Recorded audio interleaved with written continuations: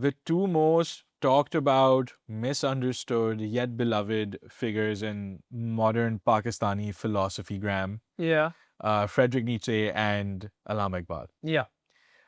There's been no end to the discussion of the various divergences and consonances both thinkers hold. And we've decided to bring them together in one discussion Yeah. because um, just as valuable as their disagreements are, so are their agreements. Yeah. Or you might say that there's a overarching divergent worldview, but when you really get into the thick of it, there are a lot of things running parallel to each other, in agreement, or functionally the same. Yeah. So, Absolutely. So what's your experience? Because I know you've been a big Allama Iqbal fan for quite a long time. So what is your what is the start of your experience to the Allama Iqbal's work, and where do you lie on it? Like, what's your scene? Because I'm only getting into it more recently. I've been quite exposed to Nietzsche for a long time. Obviously, Nietzsche pretty much inaugurated my journey into the philosophical world. Uh, and I've been getting into Iqbal more recently. I'm trying to understand him better and better. But with you, I know Iqbal's the role Nietzsche plays for me, Iqbal probably plays for you. So why don't you walk me through some key things? man, what I'll say is my approach and my relationship with Iqbal has never been academic until recently. So it was first, I think, maybe in university when I was 2021, Yeah. but 3 or 4 years ago, when I first approached Reconstruction as a serious endeavor, right? And since then, I have read some poetry. I read Shikwa Jawab Shikwa when I was very young, Okay. right? But I was actually exposed to Nietzsche's philosophical work before I was to Iqbal's. Okay. Okay. I would say he's been less defining for me comparatively. Yeah. But obviously, there is just no denying the stature. Yeah. There is no denying, maybe, I haven't incorporated him to the same extent that I have Iqbal. But firstly, Nietzsche is instrumental to Iqbal. So Yeah. indirectly, I Absolutely. have, Yeah. right? But also, there is no denying that Nietzsche leaves you with certain modes of thinking and modes of analysis that are inevitably valuable. Yeah. So, for example, we did an episode on England recently, Yeah. right? And then we were skirting around Illusion-Guattari as well. There is no long-range runaway circuit of the will to power. There is no body without organs. There is no instantiation of morals ex nihilo, untethered to morals past without the Nietzschean break from the dominant Christian of the Absolutely, time. absolutely. The amount of influence Nietzsche has in 20th century philosophy, I don't think anyone can compare to the type of influence he's had, be it like Martin Heidegger, be it the post-structuralists, be it even the really, really left guys like Foucault, Deleuze, Guattari, even the Nazis. He's everywhere. He's everywhere. It's like, imagine a thinker who is equally claimed by the leftists of the left, only second to Marx in a lot of ways, and claimed by the writers of the right, which is like Nazis and even this new neo-reactionary thing where everyone is like embracing Nietzsche and the will to power again.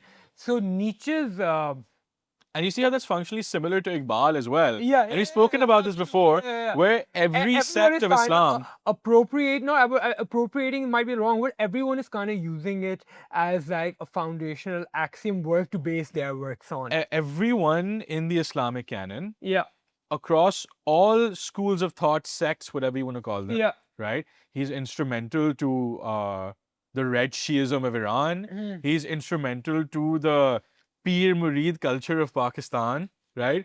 You see the Hari Pagri guys quoting him, you see the Tablighi Jamaat quoting him. Everyone has something positive to gain from Iqbal. And, there's, the word used there is important. When you said appropriation and then you corrected yourself, there's an interesting thing there. Because the dominant or a common academic attitude towards that would be, that they're appropriating it. But I would say that's exactly how Iqbal would have wanted his work to be used. Yeah. That's how he uses Nietzsche's work. Yeah. Right? That's how he uses the work of the Greek masters as well. Yeah. He borrows from it freely. He takes the good and he leaves the bad. Yeah. As a general intellectual rule, if someone is telling you to have a single faceted opinion about anyone who's a great thinker in history, you should probably not take them very seriously. Uh-huh. So Iqbal does the great service to the Muslim world in the last century, where he contends with Greek metaphysics. He affirms certain parts of it and rejects other parts outright, which we'll Yeah. get to Yeah. as well. Mhm. And Nietzsche, similarly, because he has a very strong center of belief or certain incredibly strong convictions, he has an unmoved center around which then he builds a new metaphysical reality. Yeah. And you can very much say the same thing for Iqbal. In fact, Iqbal kind of even verbalizes it like that in, say, the intro to Asrar Khudi that we were talking about Yeah. earlier. So there's a lot of Yeah. constants between both guys. There definitely is a lot of consonance between them. So in my experience, right, this might be because I've only been into Iqbal. I've been a casual Iqbal enjoyer maybe for a few months now. And these past 2 weeks are the first time I've had a really, really close reading of him through Reconstruction and Asrar Khudi and even Message from the East, a little Yeah. bit of that. What my main takeaway I take from a lot of Iqbal's work and me reading Iqbal right now, at least so far, is that I feel like Nietzsche, if you are a layman and you've not read either of them yet, I would recommend you read Nietzsche first because it tends to be a little bit more understandable. Because Nietzsche's work, he's not getting into metaphysics too much. Nietzsche's not a very metaphysical thinker. He's not a very, very spiritual thinker. And with Iqbal, it's like from one line to the other, it's like you're going from the material to the spiritual, back to the material, and then you're trying to synthesize them. So it's not exactly an easy read. You know, it's going to take me some time to properly synthesize it. Maybe it's a time element as well. I've been, reading and engaging with Nietzsche for so long, but I would definitely say that, they should be read in complementary fashion of each other. They only like complement each other's work in a lot of ways. But if I had to give somebody like a starting point, I would be like, if you understand the Nietzschean concept, you should be able to understand uh, a lot of the stuff Iqbal talks about a little bit more succinctly. So I agree with you insofar as expressive philosophy is concerned. Yeah. Especially because a lot of Iqbal's work, say regarding or attacking Neoplatonist Sufis, Yeah. requires a lot more context. Absolutely. Nietzsche is in reaction to the dominant Christendom of the time, Yeah. basically constructing cases from scratch every single time he writes. Yeah. So therein I agree with you. Where I think is slightly I depart from you is where Iqbal's work and his dominant philosophy is conveyed through the poetry as Yeah. opposed to philosophy. Yeah. So Absolutely. that's something. So if you say you don't want to if you want to dive into them both together, you can also do Nietzschean prose and Iqbal's poetry. You think you could read both of them at the same time? Because my thing is that like Nietzsche's writing style is characterized by a deep, ironic, dark humor. You know what I mean? And it's extremely like abrasive. It's not exactly pretty. It's a little bit disturbing sometimes to read Nietzsche because it's like there's going to be times where you're going to put down your book and you're like, what the you just shattered my brain. No, with Iqbal, you don't get it as much like that. You have more of like you get goosebumps reading it because it's like it's really, really beautiful. The poetry is not meant to be. It's pure humorous. hopecore, bro. It's hopecore. There's a beautiful like Nietzsche's writing style is not beautiful. It's funny, it's ironic, it's dark. Iqbal is very, very beautiful. He's through the poetry, through like the prose, through the metaphors he uses. So I think it even depends on the type of person you are and the type of works you enjoy reading. I personally enjoy the interaction live a lot because you've got the sardonic Nietzsche on one hand and you've got the hopecore Iqbal on the other. And you think it's possible to synthesize both at the same time because there's something you don't have to cynical about but you don't Nietzsche. have to synthesize. Yeah. But what you can do is see the interaction live. And again, yeah, maybe this depends person to person, but I find it to be pretty rewarding reading them side by side. Yeah.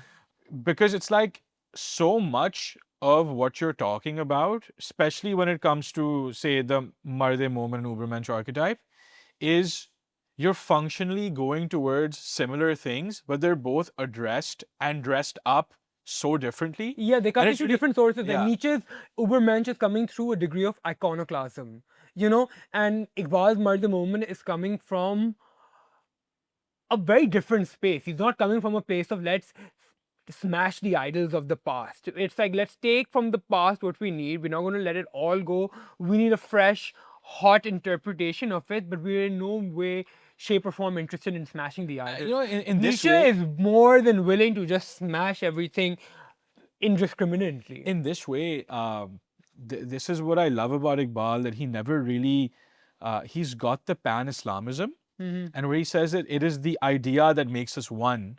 It is the idea that frees us from an unreasonable attachment to our native land. And he says in Asrar-e-Khudi, but he also never fails to acknowledge the subcontinental roots. Yeah. Right? So, for example, Asrar-e-Khudi is full of references to Sufi saints of the subcontinent. Right? And the idea that is dominant in Hanfi thought in the subcontinent, that there's a cyclical pattern in Islamic history where every century or every cycle will bring you a wali or reformer. Right? A lot of people think Iqbal was that guy for the last century. Right? And he is using those, like you said, to reaffirm or recast the hot forces of the past. Is a reformulation of Islamic ideals in the present. Yeah. Whereas with Nietzsche, the entire thing is I'm breaking from the past. Yeah. Right? In fact, the entire problem is that we assume that that this plot armor should be there. The fact that we assume that these things should be held in sacred. any type of extreme as possible is stupid. That's kind of what Nietzsche ultimately comes at. I mean, other than a little bit of veneration he has, obviously, for the master moralists of Rome, of, you know, the life-affirming civilizations that were exemplified pre-Christianity, he really doesn't have much regard for much. You know what I mean? It's like, even if you take an example of two people he found extreme inspiration from, Schopenhauer and Goethe.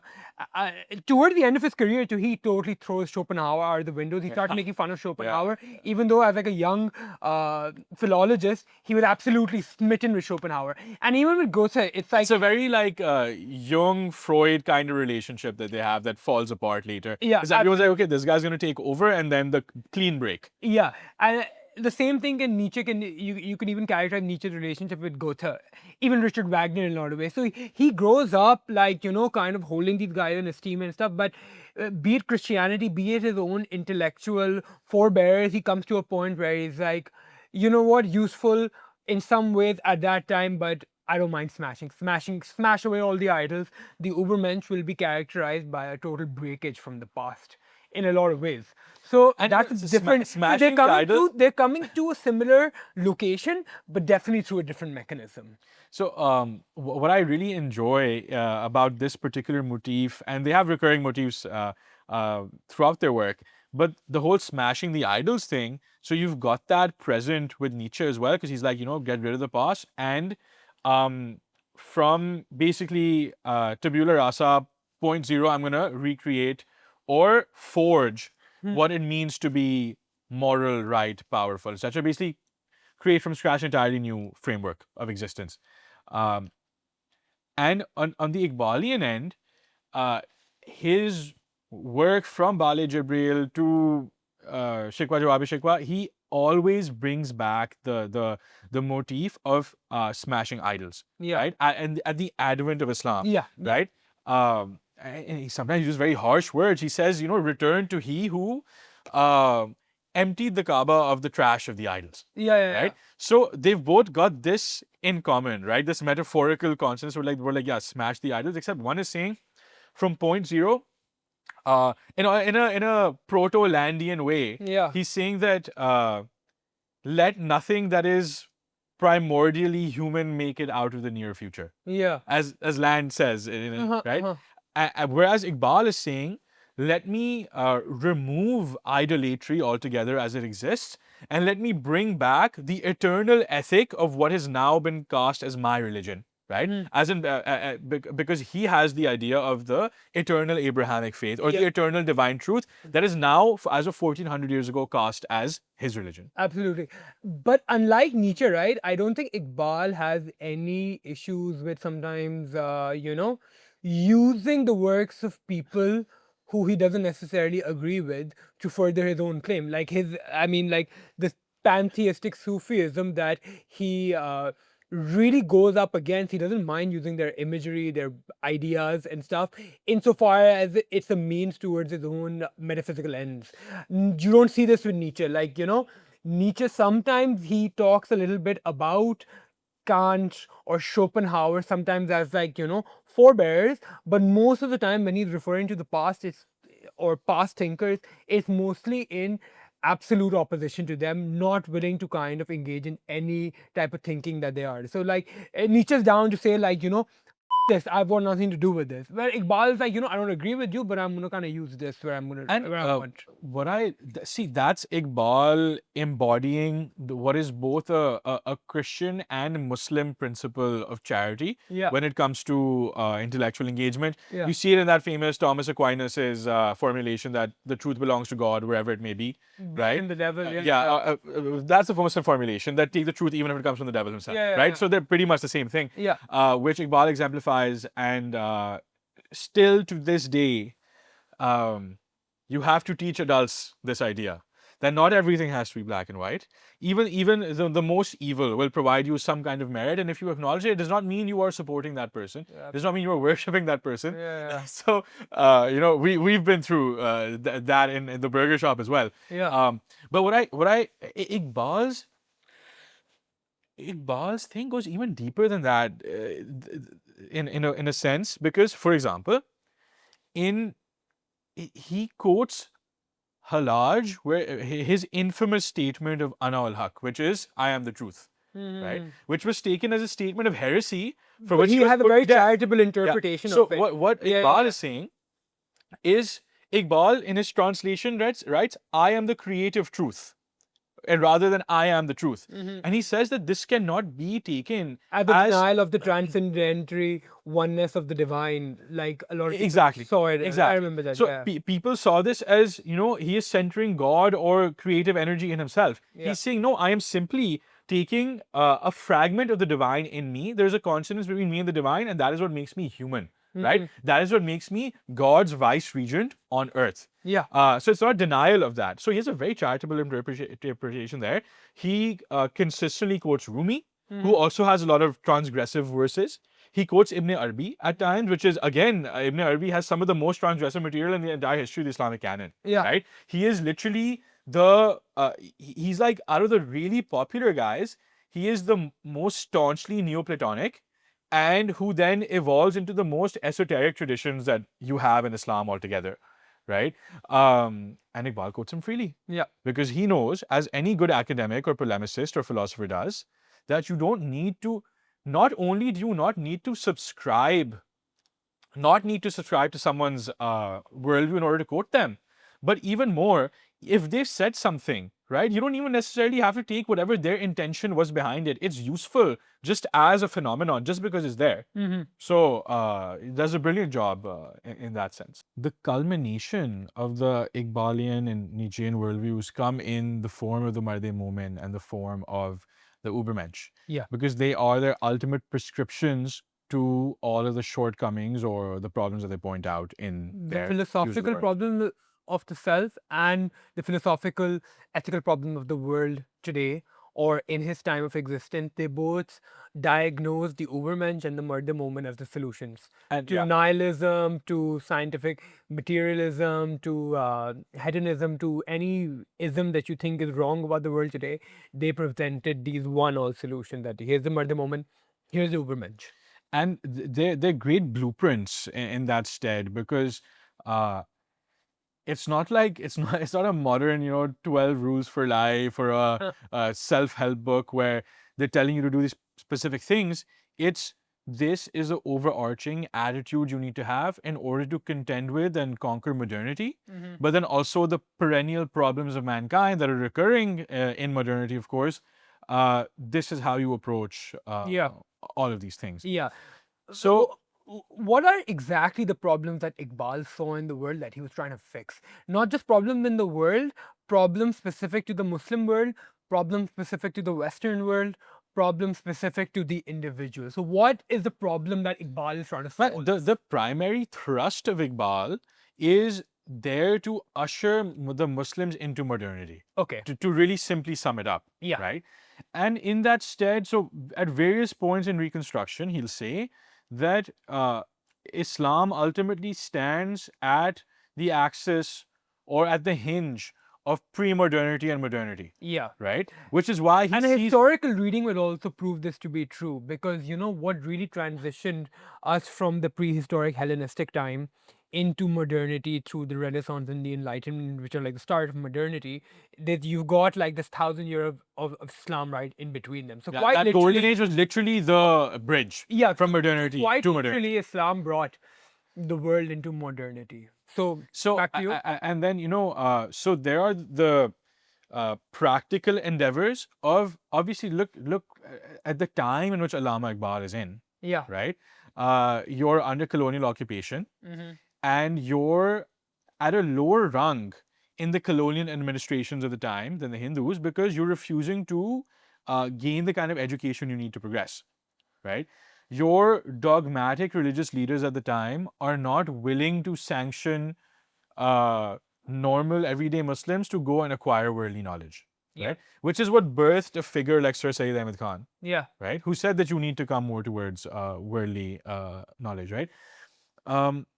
But Sir Sayyid, for example, who had a lot of very unorthodox and borderline heretical views. Yeah. Iqbal is not like that. Iqbal says you don't need to give up on any of the mystique, any of the numinosity, any of the supernatural elements of religion in order to believe in science, Yeah. right? He sees them as complementary forces. Exactly. In fact, I feel like I remember there was this one specific part in the intro to Asrar-e-Khudi where he mentions that physical science has reached to a point where its foundation is strong enough where it can criticize itself. And at a future date, we might realize that religious and science are actually harmonious entities, like that can coexist together and actually complement each other. Maybe at the point they were in, and especially at the point that Nietzsche operated in time, the point in time Nietzsche operated in, that possibility hadn't appeared yet. But Iqbal is kind of like a clairvoyant in the sense that he sees that there's going to be a time where these two forces, these two forms of knowledge, spiritual knowledge through religion and material knowledge through science, will find coexistence and a synthesis. No, absolutely. And he specifically also says in Asrar-e-Khudi that science and art are servants of life. Yeah. Right? So he's got his metaphysical framework completely nailed down. Because he says, I've got my fundamental axioms of good, bad, progress cleared because I have this, I would say, pretty mainstream view of Islam, right? And because I've got all of those things nailed down, I use science and art as tools to furnish this mansion of faith, let's say. He says, you know, the end of the garden is not the bud itself. It is the flowering of that bud, and it is the scent of that bud. You see this as a recurring motif in Asrar-e-Khudi. So there is a rejection of non-teleological approaches to spirituality, as in spirituality is only valuable when it gets you something actionable in the physical world. Yeah. Right? And there's also a rejection of the cancerous GDP maxing approach, which is like progress for the sake of progress. It always has to be undergirded by some sort of larger metaphysical framework, which in Iqbal's case is his religion. Yeah. Right? So basically what Iqbal is coming to is that there are two problems that are plaguing the world and the Muslim world. With the Muslim world, you have a little bit of the self-negatory aspects that are popping up, maybe as a reaction to the overt Western dominance on worldly ideas. So as a reaction, maybe the Islamic world is saying, hey, we are not of this world, as a bit of a ressentiment type of mechanism against the West. But at the same time, you have a West that is getting increasingly materialistic, increasingly unable to view the illuminating aspects of spirituality, and they're increasingly atomizing and fragmenting knowledge into isolation without seeing it as a piece or an organ in a greater whole. You know how... So he's got two complaints towards Jung says the that world and the Muslim world. Yeah. Jung says, I forget which book, that imagine if Paul the Apostle was to go to the Hyde Park Speaker's Corner and try and preach to people, Yeah. right?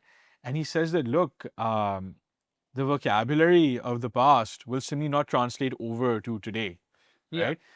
Because the average person does not see the supernatural or the religious or the numinous in everyday experiences, because it has been explained to him, the alternation of day and night, which is also a consistent motif that Islam uses to make an argument for order in the universe and fine-tuning in the universe. That these won't work on modern people because science has explained them away.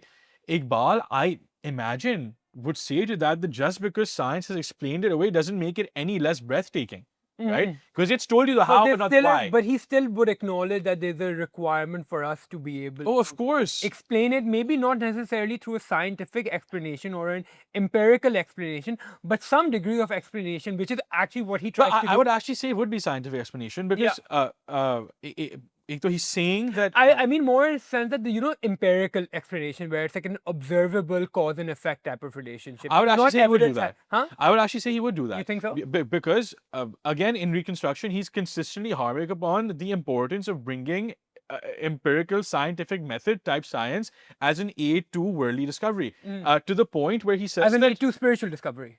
all progress, progress, Because at period. that point it's already a part of worldly discovery. And then, like for example, he'll say that Islam was founded at those crossroads that eventually resulted in a world of scientific inquiry. And then he goes on to say, the foundation of Islam was the birth of inductive intellect in world history. Right? So he has that very pro-scientific tinge to him as well. He regards like the early stage of Islam as the first really empirical civilization that brought scientific thinking into the world, so definitely there is the part of he's that. got that But tinge as well. I mean more in the sense that he has a criticism towards the way the modern sciences are organized, especially when they're relating to matters that are internal and explicitly psychological.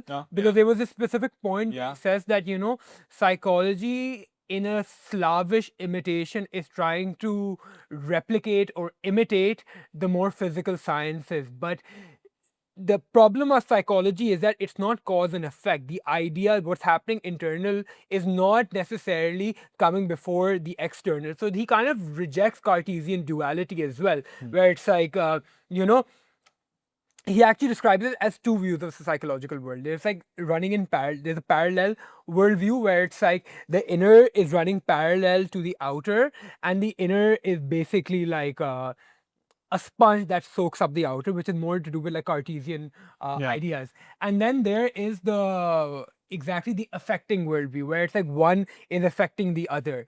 But he's kind of like, no, they're kind of working in sync with each other. You can't remove one from the other. There's a total unity between the inner world and the outer world. And so basically he doesn't really with science insofar as psychology is concerned.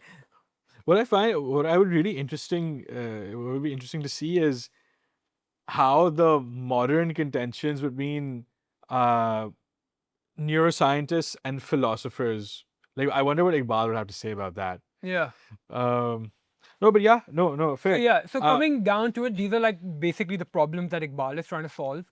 It's the over materialism and the over self-negation that you find in the Muslim world. The over materialization of the West and of liberal hegemony, which is starting to rear its face at around the time that he's writing this, and the self-negation of the Muslim. And those are his problems in the time. Yeah. But then there's also just the non-reactionary messianic instinct, which is this is the truth type of thing. This is the truth. This has always been the truth. The vice regency is an imperative that the Muslim world must chase, even if we weren't in the dumps.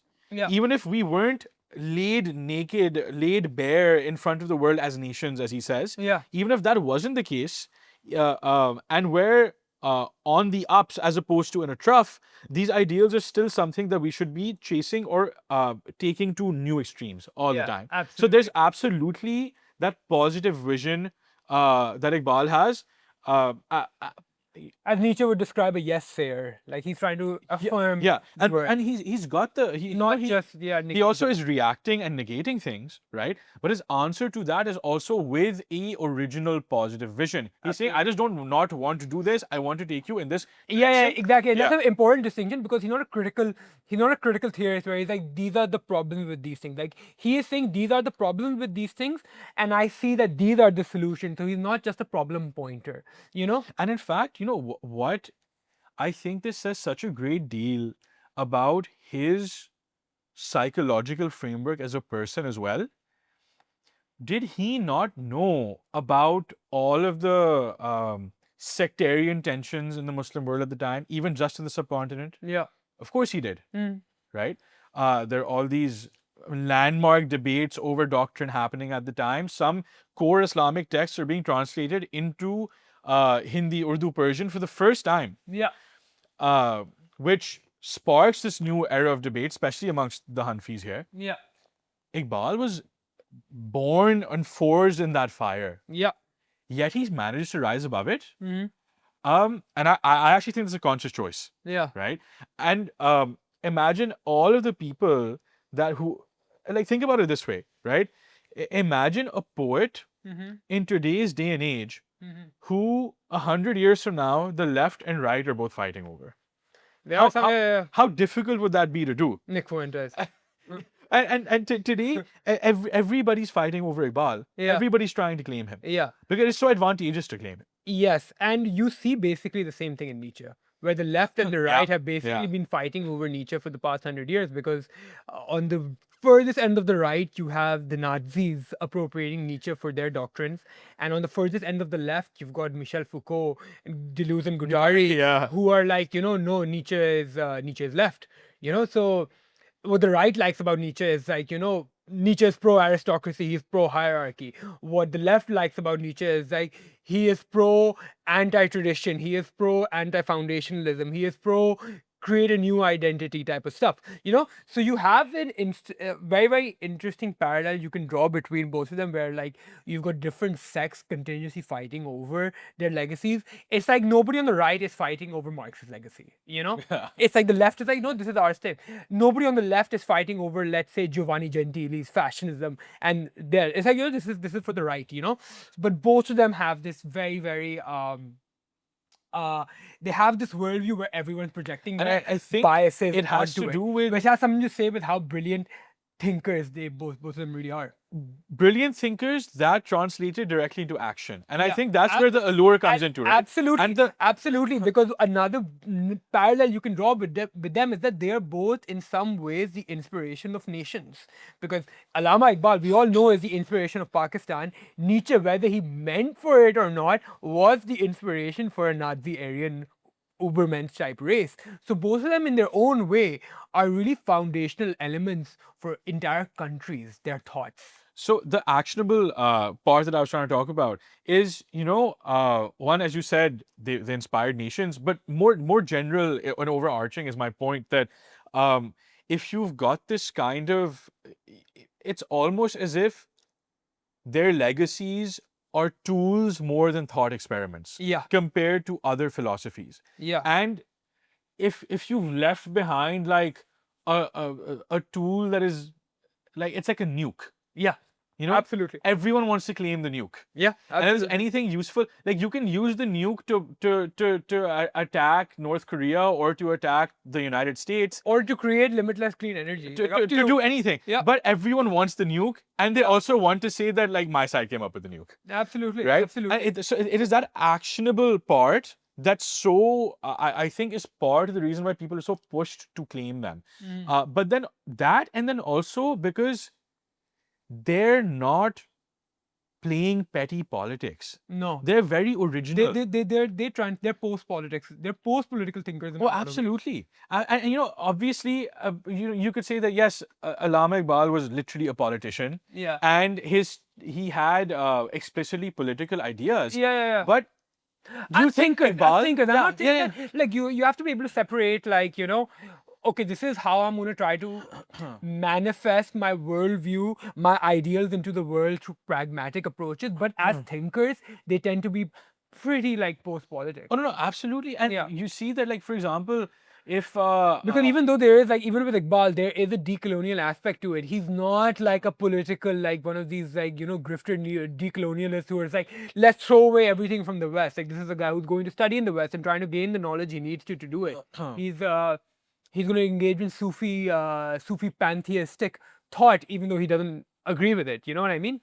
No, absolutely. And it is this I think it's pretty reasonable to say that this action orientation that Iqbal has, because he was so intimately familiar with Nietzsche's work, that whether he acknowledges it directly or not, there's definitely a kind of influence there. Yeah. Right?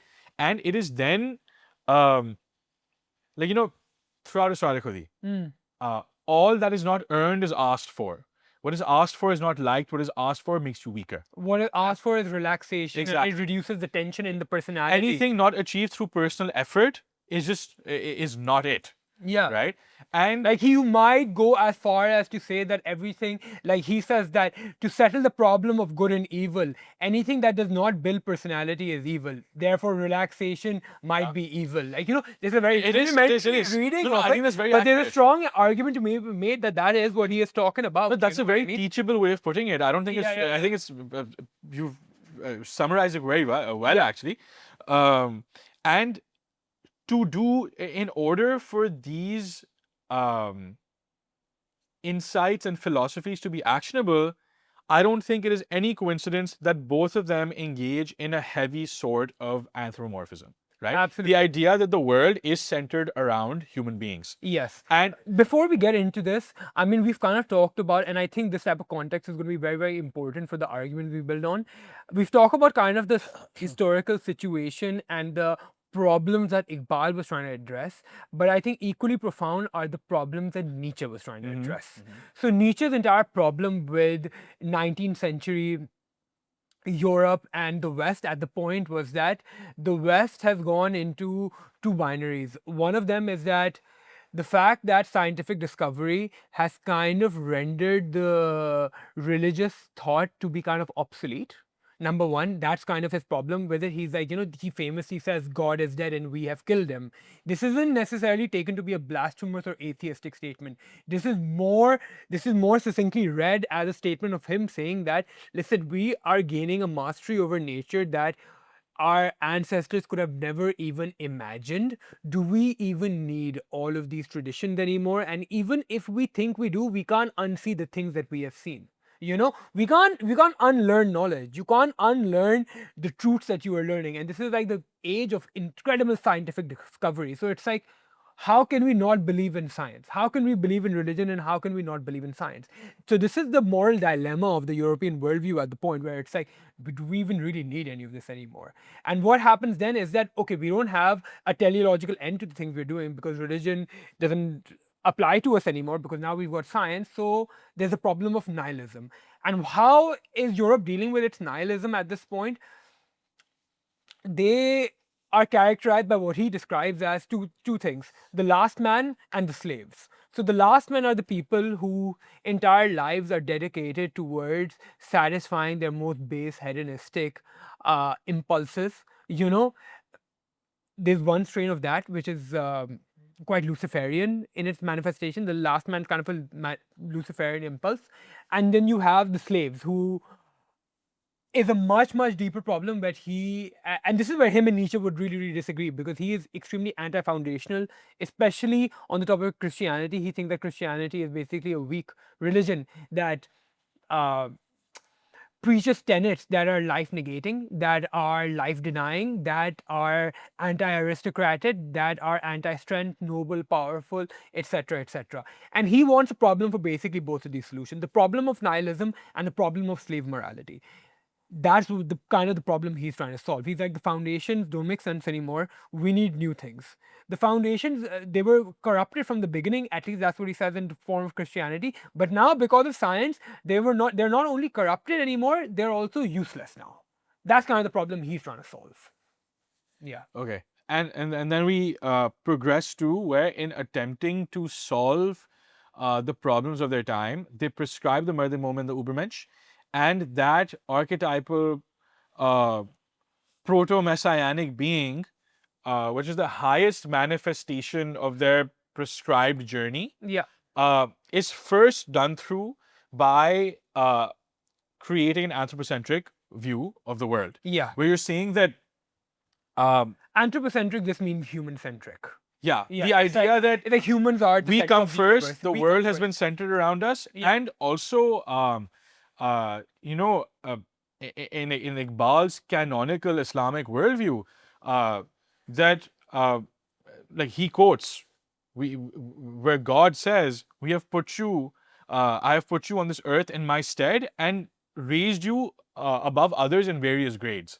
Right. So the idea, it is colloquially or even academically in Muslim circles called the Ashraf al-Makhluqat, the greatest of all creation. It couldn't be plainer in Islam, and this for Iqbal in an egalitarian sense applies to potentially everyone. He acknowledges that there's a latent power within everyone. So where they're kind of departing is that whereas Nietzsche's Ubermensch is characterized by radical aristocratic values, Iqbal's is a little bit more egalitarian, where he recognizes that there's a latent power for transcendence within every man. And that's why the core basis, the fundamental reality of Islam is that it is egalitarian. I mean, even when we pray, we are all equal in the eyes of God, and that's kind of alluding to this idea that we all have that latent power of the divine within us. And what I find interesting about this is that Iqbal in the New Era magazine wrote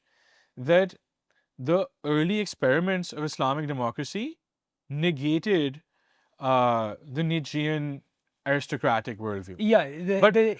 And explicitly and specifically the idea that only radical aristocratic Ubermensch can be the one to establish the ideal society. He's like, no.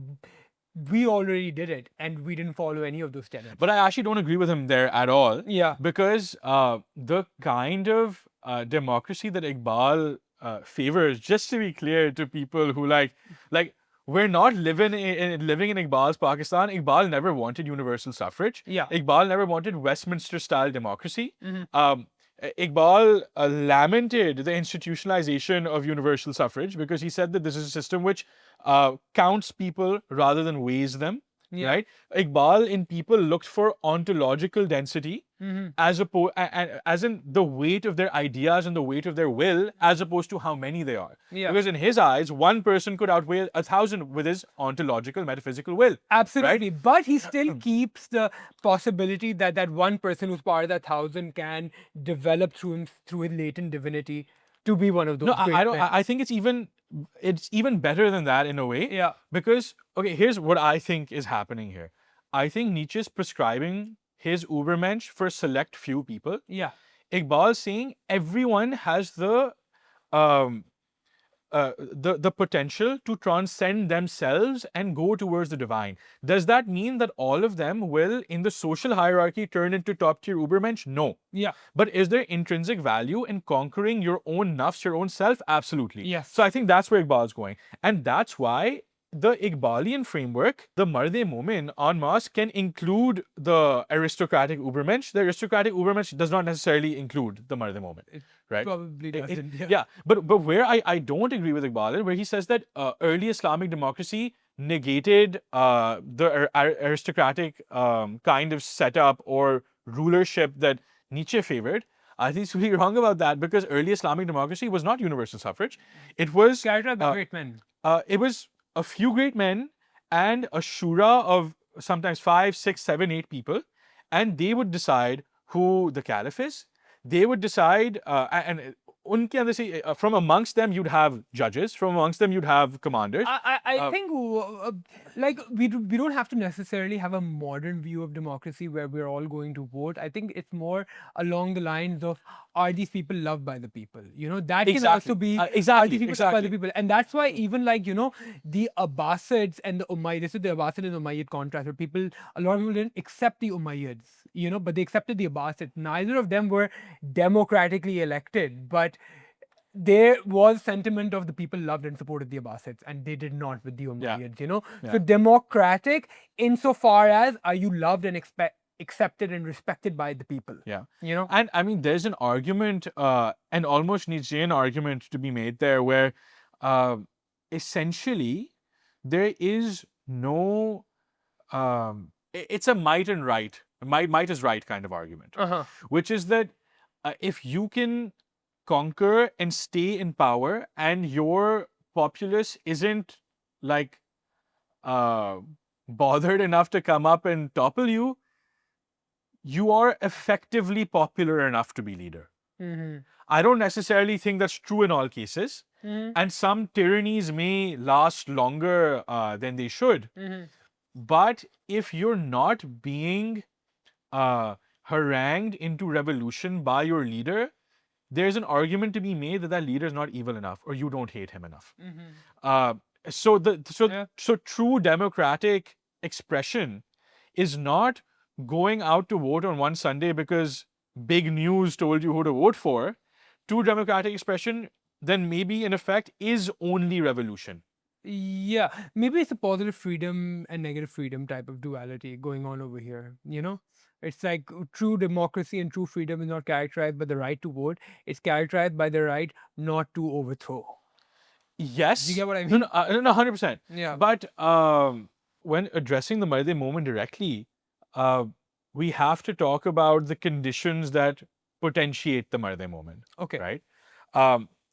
Firstly, there's the divinely planted tension in the world where, and Iqbal quotes this directly, that God says he's placing human beings on the earth as his vice regents, right, as his shadows, to which the angels object and say,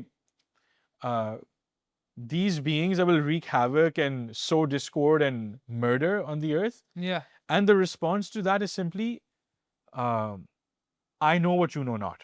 Yes. Right?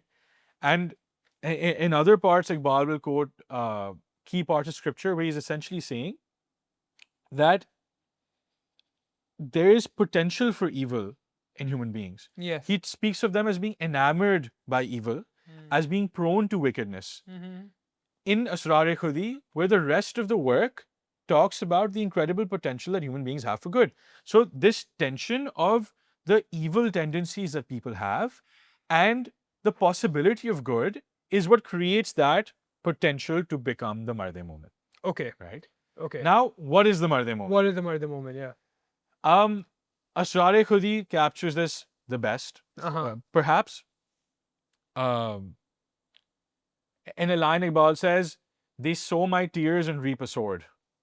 Sow my tears. I remember this, yeah. Right? So what you're getting at there is in one go, you completely smash this sage warrior dichotomy that has emerged in the world today. And you have a very quintessentially Muslim merger of both, where the Mard-E-Momin is not just one who tries to ascend into actionable esoteric knowledge of the self, but also one that then uses that knowledge to come and have a creative process in the world. He at the start of Reconstruction 4, says the essential difference between the prophetic and the mystic worldview is that the prophet ascends, awakens in the heavens at the hands of God, and comes back. He awakens, and that is the beginning of his creative mission, his worldview. He then becomes a larger than life phenomenon that can actively harness, change, alter the very forces of space and time. Yeah. Right? That is the empowerment that God consciousness can give you. Yeah. As opposed to the mystic, the Sufi, who seeks fana or self-annihilation. Yeah. That I go, I reach God, and then I don't come back. I'm absorbed in divinity. Yes. Right? And then you wonder, is that, that's Iqbal taking the sword to the quietism of the Sufis, who are kind of in it just for themselves because they're saying we have achieved this kind of gnosis in ourselves and then we're not going to make it anything actionable. Yes. As opposed to the prophetic mission, which he says is actually what the Muslims should be emulating. Yes. That you forge the sword in spiritual experience and then you take it to So he's work. quite against like the life-negating aspects of the Sufi pantheistic ideas, the Neoplatonic ideas, where, a rudimentary explanation of that idea is basically that, the Neoplatonic worldview is that existence is in four stages, four planes of existence, where you have the one, which might be God, then you have the nous, which is like the universal spirit, you have the psyche, and then you have the material world. And each plane is more imperfect than the top one. And at the bottom, if you have the material world, which is the most imperfect plane, the only logical conclusion you can have is that this plane is lower than, and we need to absorb our consciousness into the higher planes and reunite with the one, we need to allow ourselves to be absorbed by the metaphysical world in a way. That's kind of what the And, Neoplatonic worldview is. What I love is how harshly Iqbal bashes Plato, Yeah. because he says he has no fascination with deeds and he is in slumber. Yeah. He says he's a sheep in man's clothing. Yeah. He calls him one of those ancient flock of sheep. Right? And bro, he's very Nietzsche specific is when it exactly comes the to same when it comes to Nietzsche. when Is it- like repeatedly in his book, he's like, Plato is a coward. Plato is a coward. He's not man enough to face up to the real world. That's why he's busy in the world of forms, talking about the nous, talking about like all these metaphysical things that, bro, like get your head out of the cloud. The world is right in front of you. So they share that. Yeah, opinion. and he says, he uses his mind's eye to create fiction because he Yeah. essentially can't deal with the real world. Yeah. And one thing that I think people miss, and that I've never heard covered anywhere, Yeah. he says specifically, I'm paraphrasing, but he cuts the tree of real life. Yes. I think what that's referring to specifically. Yeah. I think what he's saying, the Gnostic tree, Yeah. the Neoplatonic cosmology, the Of tree, emanation, the yeah, emanation, that's the four the planes. levels of emanation. Yeah. The I planes. think what he's saying is he props up that tree of cosmological emanation as a substitute for the real tree of life. Yeah. Right? So I tree of think life that's absolutely. is God, the self, and community, which is kind of what he talks So about. I found that to be a very direct attack, which I Yeah. think maybe that is not has not been picked up on Yeah. by a lot of people. Yeah. So he doesn't like this. So then what is the Mard-E-Momin? What is the ideal for him now if he does not like this type of Sufi, pantheistic, Neoplatonic worldview? So what I was speaking of earlier, the journey into the mystical or into the divine, Mm-hmm. forging there an actionable sword for the world Yeah. that every man can make for himself, and then each according to their ability Mm-hmm. or their particular persuasion can then contribute to the mission of the Muslims in the world. Okay. Now let's make this more specific, right? He prescribes specifically 3 stages that lead to the realization of one as the Mard-E-Momin, Yeah. right? The first one is itaat-e-qanun, so that is the Obedience to the law. obedience to the law. Yeah. The second one is controlling the nafs or self-control. Yes. And the third one is the final stage where you become then the vice regent of God on earth. Yes. Right. So walk me through each phase. What happens in stage 1? Man, so Iqbal is very forceful about this. I find it to be beautiful in Asrar Khudi because in the first stage he says that you are like a burdened camel. Yes. When you choose to contain yourself in the very leather-bound orthodox rules of religion, but you should not be scared of it, Mm-hmm. right? If you're being freed of the old customs, pagan customs, non-Islamic customs, you should not be afraid to re-wear the silver chain or recast a container for yourself. That, we can argue all day long about what his orthodoxy was. That's not the point. The point is he says, give in to that orthodox law, and through it you will find power. And he asked the question as well that does a believer not realize how much this can strengthen him? Yeah. And how much this can allow him to stand with his head high in front of God as someone who's really learned from him. So he says that this is the first step.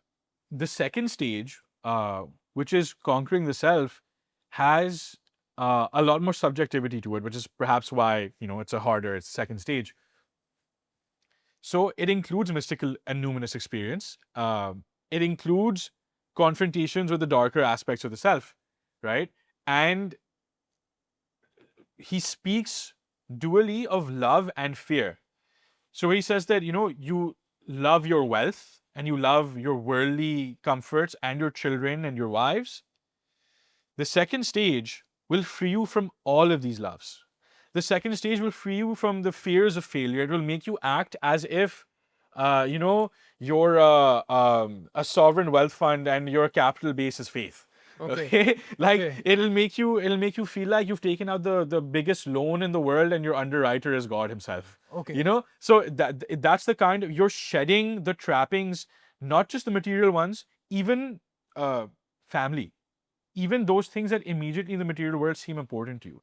He said that there is a higher purpose that corresponds in the God fragment in you and divinity itself that bypasses all of these concerns. And the second stage is spent conquering those aspects of yourself and essentially freeing yourself. Yes. And then there's the final stage where then you become the vice regent of God. You become empowered enough to be enthroned and to orchestrate and execute the perfect caliphate and institute divine will on earth. And to simply put all of these, using his motif of the camel, right? He first paints you as the camel bearing a burden, Yes. right? And that's what you are when you're bearing the burden of the law, Yes. right? The second stage is spent empowering yourself and being able to bear that burden and all the subjectivities that come beyond it. And in the final stage, he says in Asrar Khudi that you must grab the halter of the camel and will it to go where you want, right? So then you've mastered the self and you're leading what was formerly the self, the camel, into any direction which you please. And it is in that final stage and that completion of the Mard-E-Momin, and the Mard-E-Momin is obviously it's a societal archetype and an individual, that then he says that,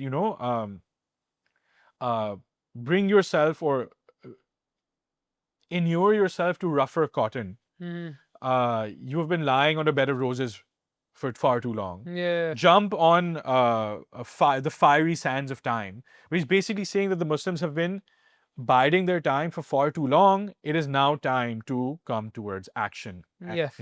So where we started with, we've come full circle. How does this worldview potentiate action, and how is it found through the Mard? So the Mard-E-Momin is essentially the divinely inspired man of action.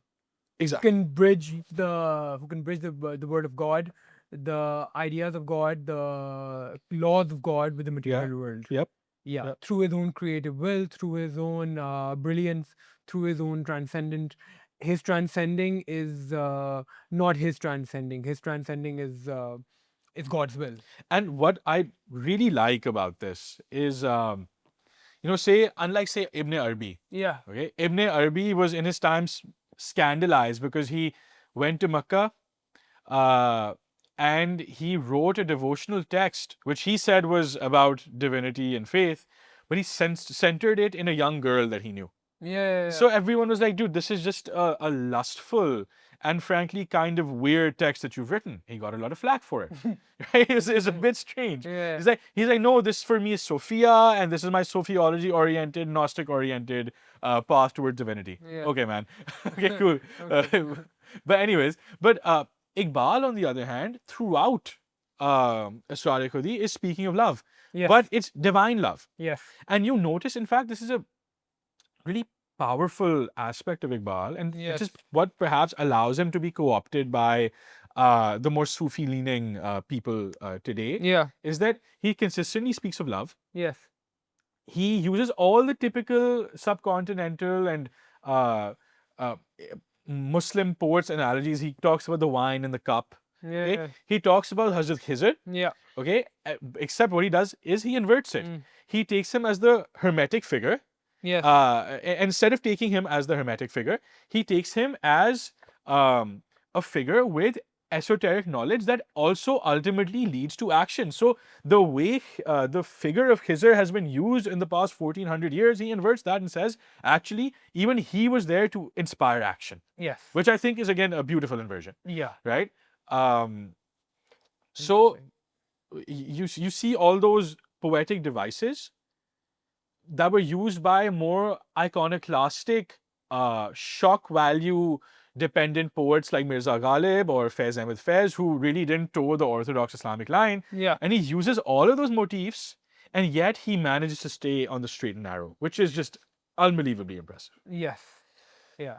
So that's the Mard-E-Momin. Yeah. What Now about let- the Ubermensch? Now the Ubermensch. Now the Ubermensch, and this is why I think that it might be more worthwhile to read Nietzsche before you read Iqbal. The Ubermensch is pretty straightforward as a conceptually. It's pretty straightforward. Where the Ubermensch is basically the Superman, Ubermensch is the Overman. So what the Ubermensch does is that the way you described Iqbal's three stages, right? Nietzsche also has three similar stages, which is the three metamorphoses that we talked about in the past as well, which is like the camel, which is stage one, the lion, which is stage two, and the child, which is stage three. And just like Iqbal has the motif of the camel playing in it, Nietzsche also has the camel, where it's like in the first stage, the camel is the entity that carries the load, the burden of tradition, of morality, of society's expectation on his back. On the second stage, he becomes a camel. And unlike Iqbal's worldview, where on the second stage there is self-control, Nietzsche's second stage, which is the lion, is characterized by an indiscriminate destruction of all the burdens that were placed upon him. Where it's like, I'm not going to accept any of these traditions, these rules, these values anymore. I'm going to destroy indiscriminately. And only once he has destroyed indiscriminately all that was foundational about him, all the burden of the camel, is he free to become an explore the world with a childlike attitude. And that's why the third stage is the child, where it's like it's the creative, imaginative final stage where you can kind of do whatever you want, you know. So how you describe the divine vice region is having a reign of that camel to take it where it wants. The child is also kind of similar in that sense, where it's like he can do whatever he wants. He's not burdened by anything in the past. But here's the thing: Nietzsche's metamorphosis is a recursive process, where it's like once you have become the child and you stay the child long enough, the values of the child become burdensome to you, and you become the lion again. So then you have to go through that recursive process over and over and over. And like Nietzsche, like Iqbal, the takeaway you get from both of their metaphysical systems or their philosophical systems is that there is the potentiality for infinite growth in it. And that's what really characterizes the Ubermensch. The Ubermensch is really characterized by a life affirming attitude towards, like, hey, listen, the situation of the world is that good, evil cannot be proven anymore. There's no objective morality anymore. We need to make our own paths. Science and materialism has kind of rendered the possibility of a religion and a god perhaps obsolete. So what do we need to do is we need to make our own values. We need to kind of become our own gods in a way and create our own traditions, create our own values, create our own love for existence. And that is in the form of the Ubermensch, very simply put. And why I say it's kind of easier to read Nietzsche before Iqbal is because, like I said, because you're not operating on two planes.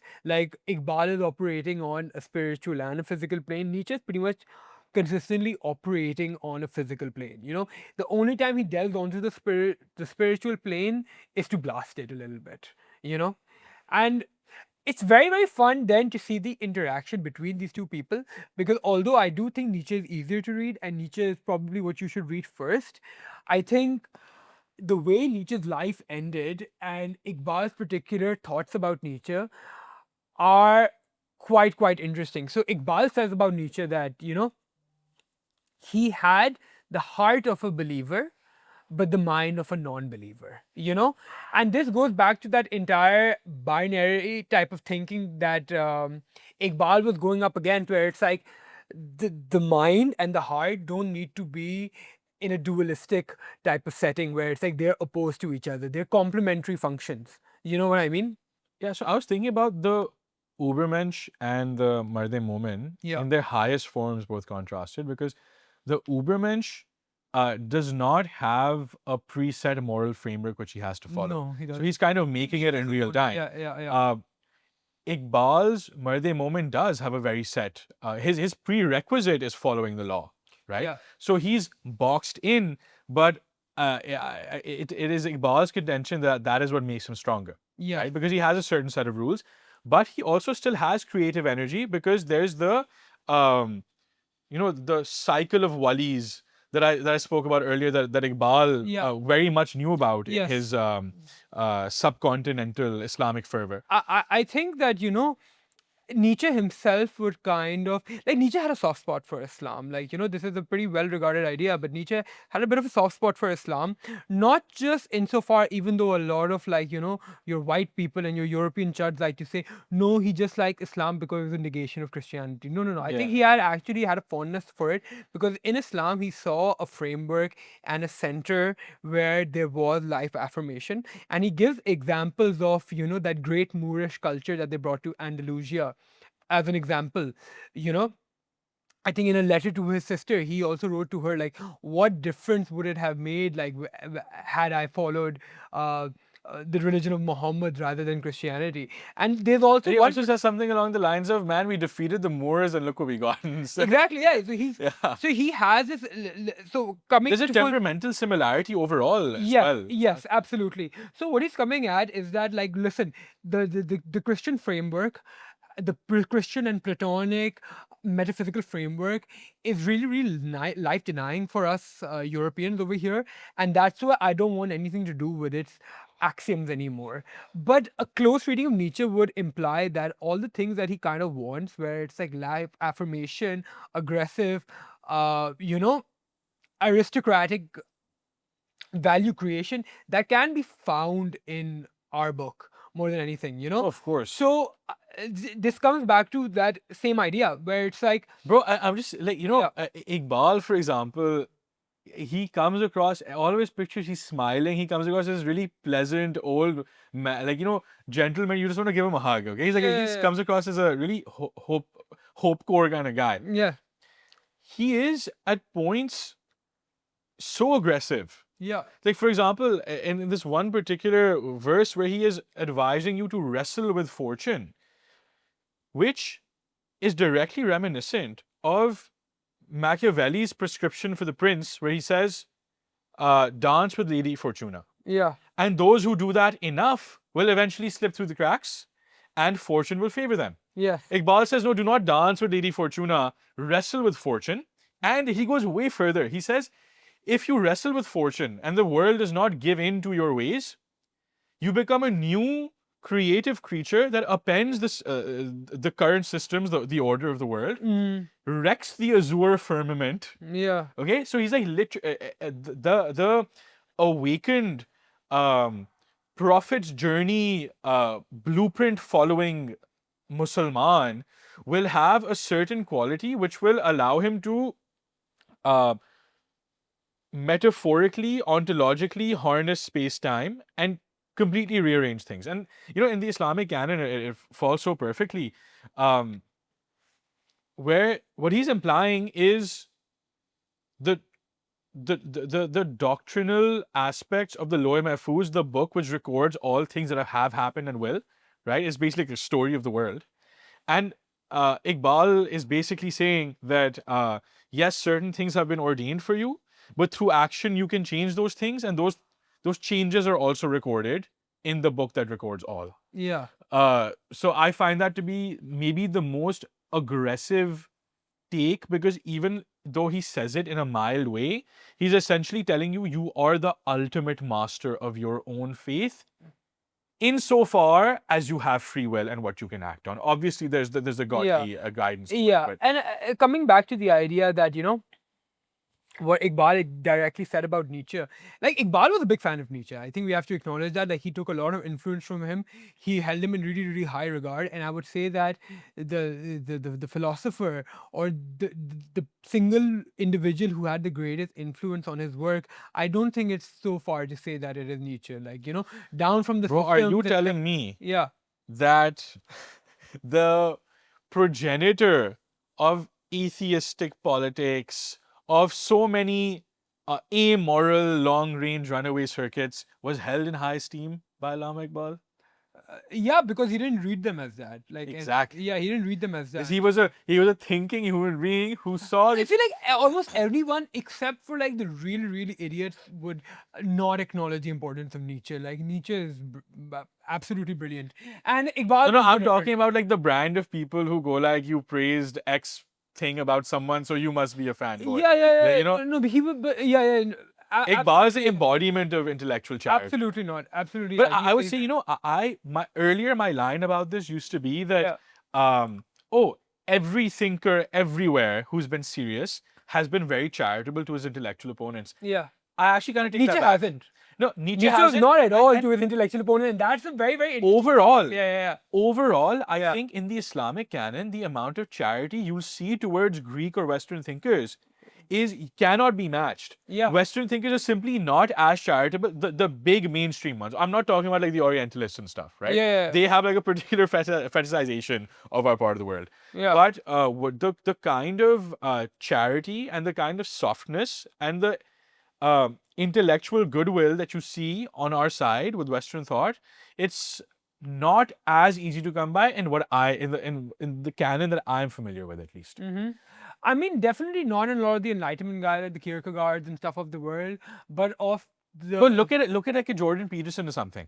Okay, look at. Well, we're talking about philosophers. No, I know, but I'm what I saying mean? that the attitude persists, right? Yeah. But the attitude persists where in the modern world, even now, look at any Muslim academic, right? Or a lot of mainstream Muslim academics, they're not afraid to borrow from the Greeks, they're not afraid to borrow from Enlightenment era ideas. Yeah. You don't see that kind of same cross-referencing. Here's the thing, the greatest Western thinkers didn't really have that much of a problem to do that, man. Like, be it Carl Jung is taking from wherever he wants in the world. Nietzsche's taking, Nietzsche has an affinity to it. He's not very, very exposed to it, but he does have an affinity. But like Goethe, bro. Goethe is arguably the greatest German writer ever. Goethe had a clear respect for Islam and the Quran. Like, you know, Goethe wrote I don't think so, because these. I think the reason these guys are prominent is because they're exceptions. Because look at the last 100 years. Look at the last 100 years. I mean, the last 100 years, we also haven't come up with anyone new. We haven't come up with anyone new for a while. No, but it doesn't need to be someone new, right? I mean, there has to. But here's the thing: we're talking about. No, I mean the Abbasids referenced old people. No, but here's the thing: we're talking about the Walis, right? We're talking about those people who come in and reinterpret these ideas. Like, we haven't had a lot of them since the Abbasids. You know what I mean? And that's exactly the problem that Iqbal was trying to solve. No, I mean the reason why we don't necessarily have intellectual representation on the world stage of ideas is because we're not really focusing on that side of the game. Like, since Iqbal, tell me one really transcendent Islamic thinker since then. There haven't been that. I mean, even if you just take, if you, I mean, they're big examples. You've got the Ali Shariatis, the Maududis, you've got Iqbal, you've got Jamaluddin Afghani. These are not small people with small followings. And look, you can excuse the mainstream. You can excuse the mainstream in the West. That, you know, it hasn't penetrated because generally their culture is more dominant. So obviously it's more likely to reach us. Yeah. But in serious scholarship today, like in the past 20, 30 years, you don't see them referenced anywhere in the Western canon. I mean, it's because I don't know. There's two sides too. There's a side where what you're saying is true, but there's also a side where it's like we're not really competing in that domain anymore. We're, you know, mostly self-negating as Iqbal. I mean, the Afghanis and the Shariatis is a direct offshoot in terms of attitude to Iqbal. He's more successful. Yeah, no, but that's what I'm saying. These guys exist, right? They're very real, and they're instrumental in actual revolutions as well. Yeah, absolutely. And then you would expect that, for example, even so, say Ali Shariati is important to the Iranian Revolution, for instance, right? You would expect more engagement, serious engagement by the West because they're so interested in the Iranian Revolution. But they will always, in mainstream discourse at least, again, I keep going back to it, I'm talking about mainstream discourse. Obviously, right? You know, they will never incorporate his ideas, and they will always focus on, what are the black coats where the clergy is talking about. I mean, absolutely, yeah, because I mean, they have a certain hegemony that they have to hold up that benefits them. So, I mean, is it wrong? Yes. It is understandable also, yes. You know, so that element is there. What I do find fascinating, though, truly fascinating, is that if you look at a reading of Nietzsche's life, right, early on in his career, he has an antinomial, anti-foundational tone in his voice, but as he gets older and closer to his eventual demise, this voice gets more and more aggressive, more and more derogatory towards foundational elements and religion and Christianity in particular. So my reading of Nietzsche sometimes is of this, that like, look, the guy had decided in his mind that there is no metaphysical, there is no transcendental, it is only the here, it is only the right now. And he really, really wanted to intellectualize that worldview, but in his heart of hearts, he couldn't come to terms with the fact that there is not anything transcendental. And this is exactly what Iqbal describes as well, where it's like he has the mind of a non-believer, but he has the heart of a believer. It's what bothers him all the time. Which is what bothers him, which is what, like, he is not being able to intellectualize or explain this And the venom you see, dissonance, this venom in his mind, in his heart about, man, there's nothing transcendental, there's nothing transcendental, and he's not coming at terms with it. And then when you finally look at Nietzsche's demise, right, what causes his demise?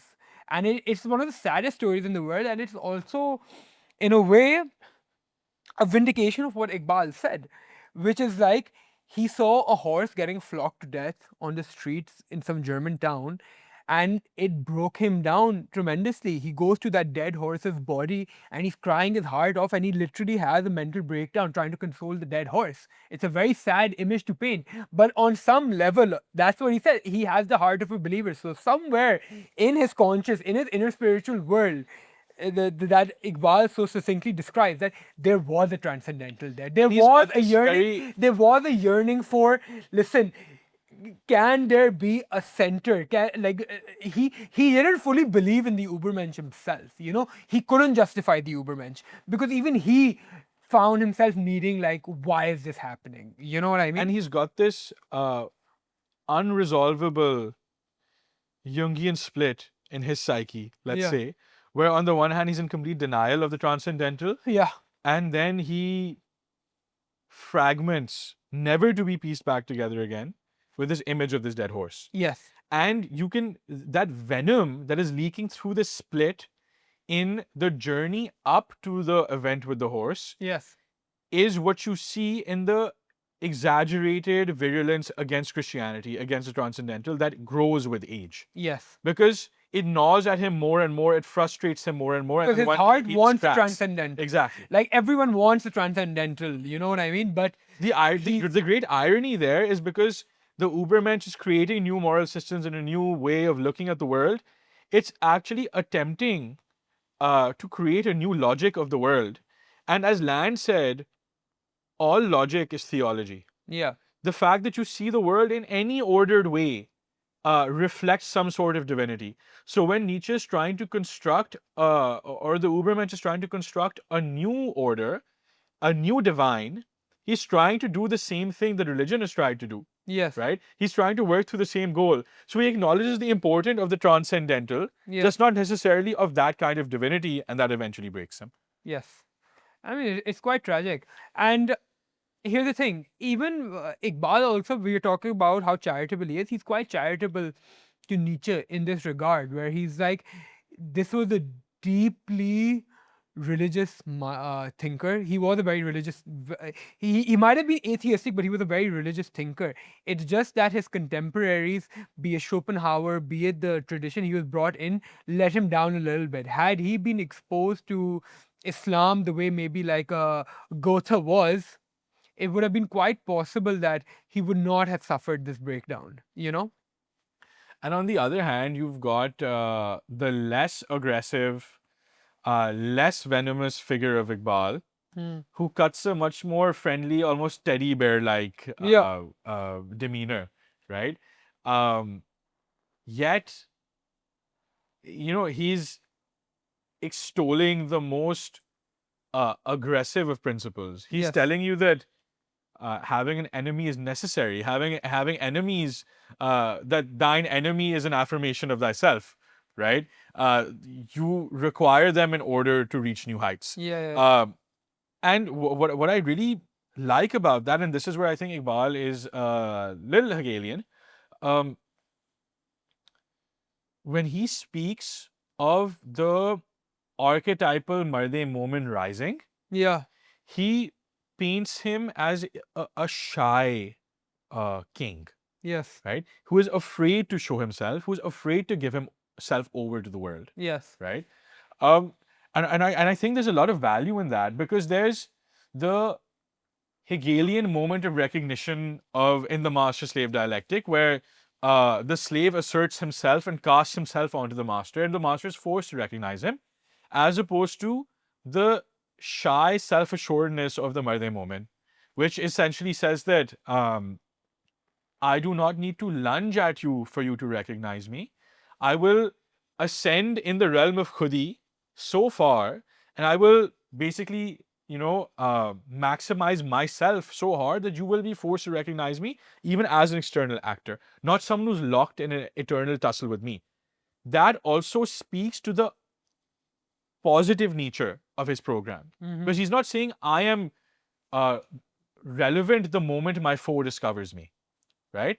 I exist as a totality, whether or not my foe discovers me, because I have an original thing to go off of. I have an original program, which is my faith, to go off of. And I think that is what allots such great power to Iqbal's work. And what did he do when he was around? He's a man thrusting or reminding a people of their potential. It's all a game of potential. Then it ultimately, like, people will say that, oh, Iqbal actually wanted a collective of Muslim states in the northwest of India. He didn't necessarily want modern day Pakistan. That's irrelevant. That's absolutely irrelevant. His thought, his way of thinking still potentiated what eventually became Pakistan. Yeah. Right? That's what the point is. People today, like, do you think that people today who believe in that Muslim civilization version of Pakistan will stop believing it because Iqbal didn't support it? He is not the reason. Allama Iqbal is not the reason people have a Muslim civilizational vision of Pakistan. He was simply the vessel through which it came. Yeah. Right? And I think that if today Iqbal would roll in his grave if he saw people going around finger wagging saying, this is not the exact permutation of states Iqbal wanted in 19... Like, Mard-E-Momin writ large is a state. The container, the obedience to the law, can be the first stage of a state just as it can be for an individual, right? So why don't you have the liberty to extrapolate that onto a country and then say, I'm going to treat Pakistan as this project? And yeah, in that game of potentials, you see, like, how does an idea become bad if its adherents are bad? When I see people lose faith in the country, lose faith in Pakistan because they said, there was a bomb blast here, there's no social equity. It's like, the idea persists in spite of that. The idea, in fact, is what will fix it if it ever gets fixed, right? So that rejection of materialism that is so fervent in Iqbal is, I think, what ultimately awakened people at that time. Rejection of materialism? I don't think there's a rejection of materialism in Iqbal's work.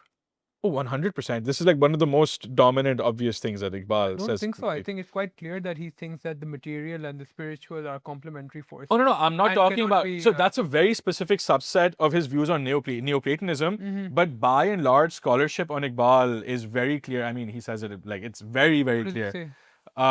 Bro, the entire... So, say, non-attachment to native lands, being united by one idea, it's all throughout Asrar-e Khudi. The idea being that that's why the Pan-Islamism exists. Yeah. It's a rejection of that. So when I say rejection of materialism, I don't... Have you ever read about the meditations that actually came to be the foundational work of Nietzsche's Ubermensch?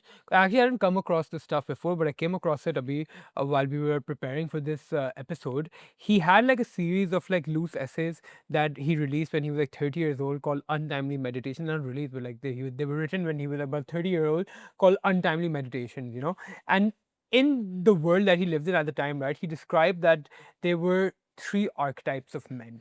So you had the man of Rousseau, characterized by Jean-Jacques Rousseau, where it's like, this is the man of revolutionary action. This is the man who wants to validate his effort in the world and kind of impress other people and make his mark on the world, But this man is still characterized by a bit of a dejection, where he's a positive pessimist in the way where it's like he feels deeply conflicted, but he wants to bring a change into the world, And out of this, like, have you ever read? He wants to like have a mastery of the world in a way. Have you ever read like Faust, Goethe's Faust? Yeah, I have. So Faust is the ultimate example of Rousseau's man, where it's like he makes a deal with the devil for unlimited knowledge and unlimited understanding of the world, and he wants to leave a mark on this world.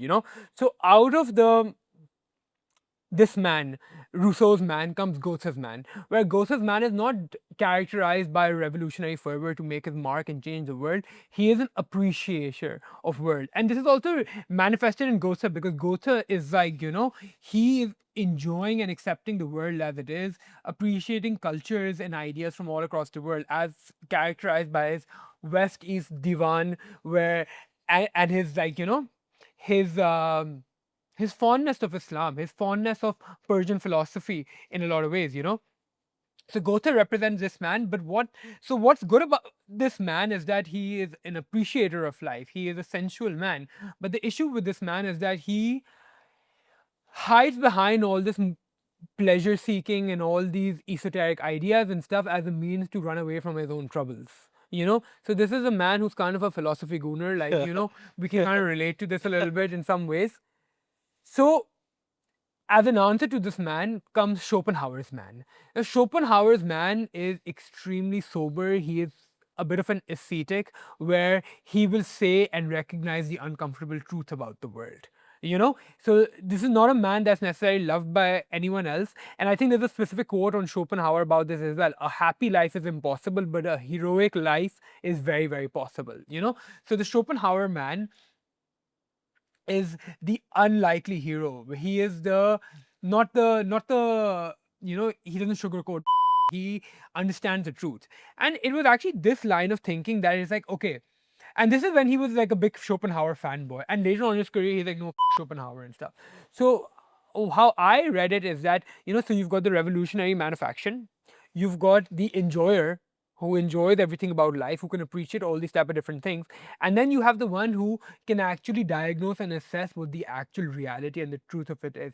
And reading these three things, what was occurring to me is that the Ubermensch kind of fails at doing all three of these things.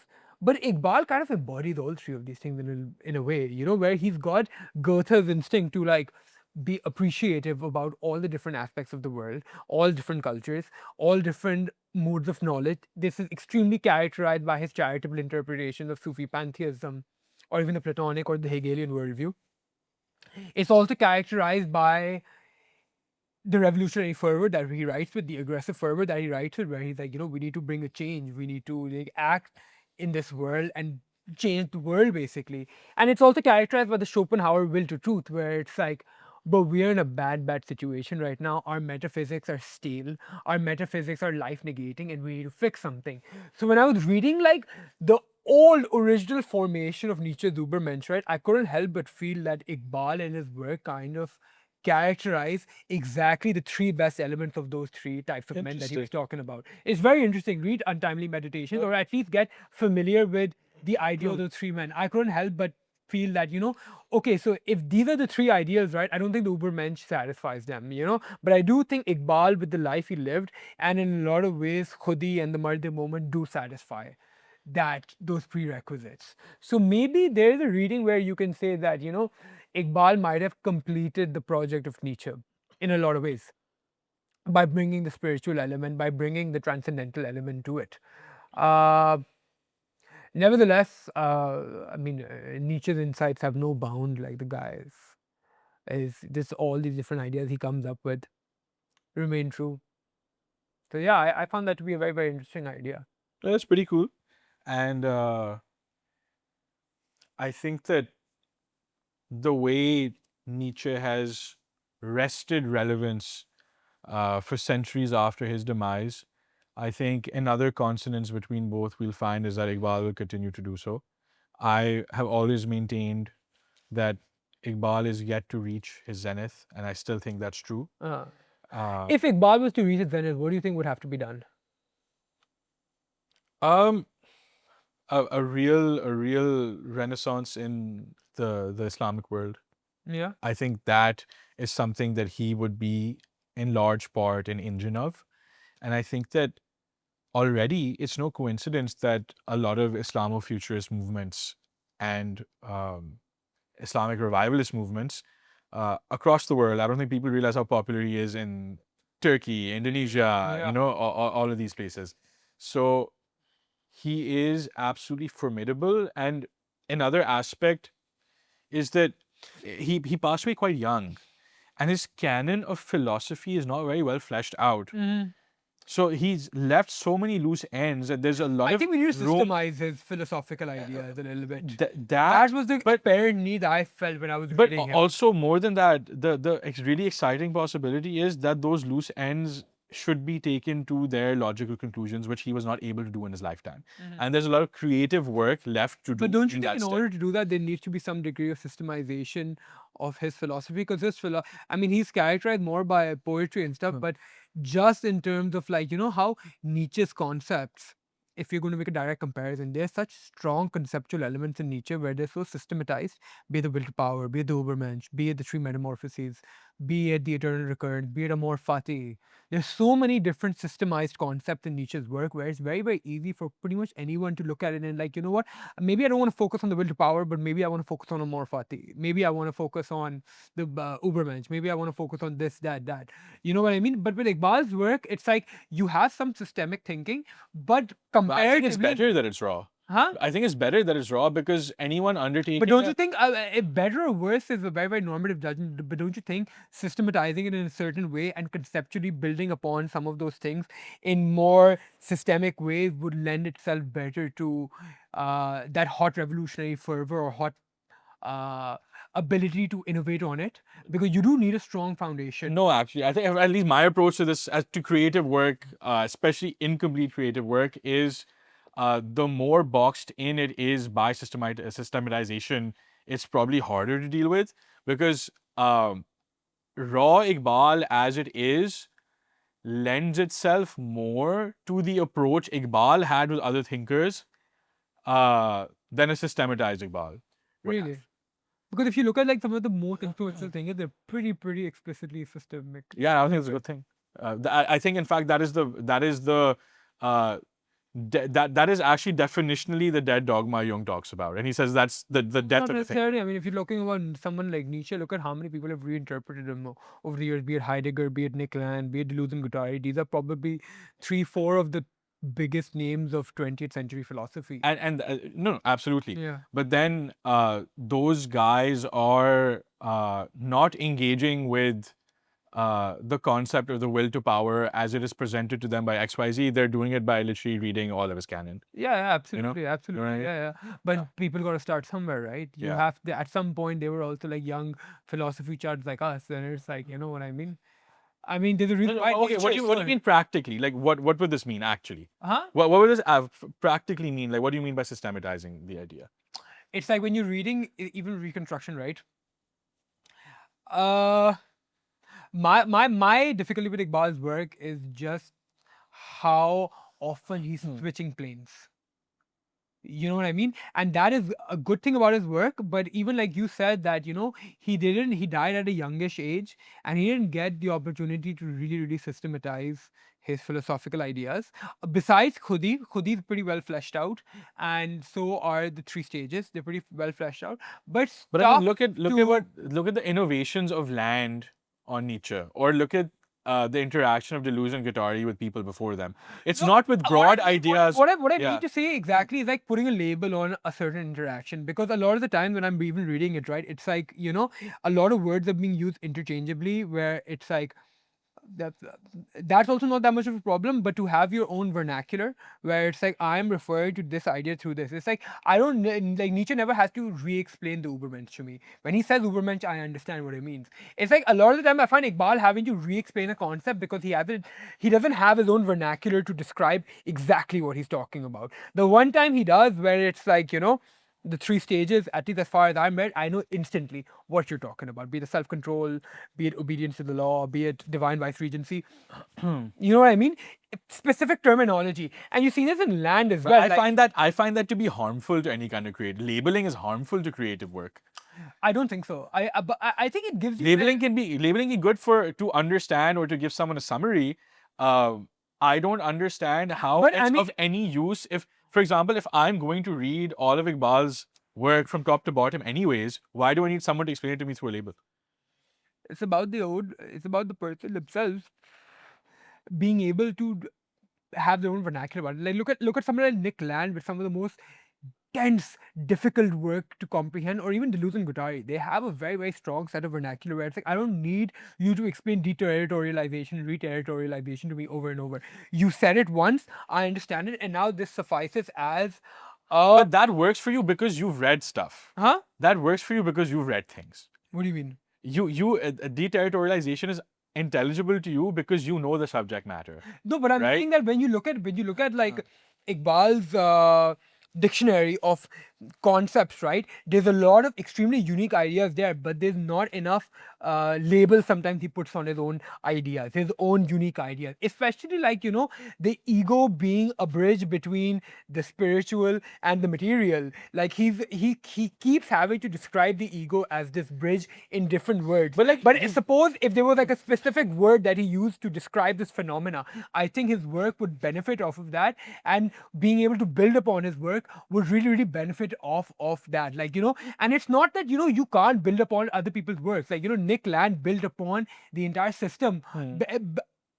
Entire terminologies of Deleuze and Guattari. You know what I mean? Deterritorialization, body without organs, all that stuff. So I mean it in that sense. I'm not knocking him at all as a creative mind. I am saying though, because he was more partial to poetry rather than systems philosophical thinking, he could have used a few more like defining words. Like, this is my word. Like, you get what I'm saying? This is Like, mine. This is my word. I came up with this Yeah. word. This is my concept. But anywhere across the world, ubiquitously, people will understand what khudi means because that is my word. Yeah. I mean, you need more words like that because Yeah. in terms of intellectual depth, I think like, like I said, it was denser and more difficult than Nietzsche. And I think in a lot of ways, it could be superior to Nietzsche in its profundity. But because you're lacking he himself did not conceptually lay out certain ideas, like that is a one word explanation for a bunch of ideas that I'm putting what I together. would like I think to it would see- benefit. You know what I what I would mean? like to see More definitions. In that specific regard, what I think would be very useful is if someone was to systematize less his philosophy but more his poetry. Yeah. In the sense that you've already got, so like if you refer to Khudi, everyone knows what you're talking about. If you refer to Iqbal Shaheen, everyone knows what you're talking about. There's a bunch of other terminology like that. If you mention to anyone the dialogue between the coal and the diamond, people know what you're talking about. So he's got these in the poetic field. Yes. Right? Stretching that further into philosophy would be a useful endeavor. That's what I mean. Yeah. I'm not Yeah, talking about in terms yeah. of philosophy, in poetry, but in philosophical terminology. I mean, everyone has their their conceptual dictionaries. Like, I think he could definitely benefit off of that. Like, if I was to rewrite Iqbal and if I had a total understanding of it, the first thing I would do is really, really define some of these concepts in like one word ideas where it's like, and even like, And then you use those to innovate further and add your own. exactly. Yeah. It's something to build Yeah. on. You know what I mean? Yeah. I think it would benefit off of that. And here's the thing, even when you look at it in terms of why do certain ideas become viral or mimetic, where it's like you don't have to even explain it, you don't have to explain me. I get what you mean, It's because of these specific mimetic language where it's like, yeah, I know what you mean. You know what I mean? Based. Chad. It's like, I don't need to explain to you what it means. You know what it means. Yeah. You know what I mean? The same way you know what Ubermensch means now. And even with like, we explained it to people because we were going into, a bit of an academic side. Like you said, Ubermensch, everyone instinctively understands it. Yeah. Even Mard-E-Momin for people in this Mard-E-Momin context, even, the average person in Pakistan immediately understands what you're talking about. Yeah, right? absolutely, Yeah. absolutely. But some of the more No, technical I get it, concepts, but just to second your mimetic idea point. yeah. But that's one thing I felt when I was reading. I need to read a lot more, but yeah, it was fascinating. Okay. The two most based people, philosophers, thinkers. Two out of the three. Who was the third? Young, man. Oh, of course. Yeah. Young is kind of a mix of the two. There's a lot of commonality. Yeah. A lot of the psychological stuff that feel Iqbal is talking about is quite similar. Reading Iqbal, I actually, especially on the psychological stuff, and even I felt he was more Jung than he was Nietzsche, personally. Oh, 100%. Jung No, I agree with you. Jung I agree came with you. after him, so we don't make that association, especially on the fact that Nietzsche had, I mean, Iqbal had so much himself to say about Nietzsche. But I definitely feel that he has a lot more resonance with No, I agree, Jung. and especially in Reconstruction 4, which we've quoted to no end in this episode. Yeah. I think it becomes clear that there's a lot of Jungian elements there. I've actually Yeah, written in my notes, I'm like very Jungish, Yeah, very Jung adjacent. No, Yeah. absolutely. that's what I Okay, Iqbal and Nietzsche, burger shopped.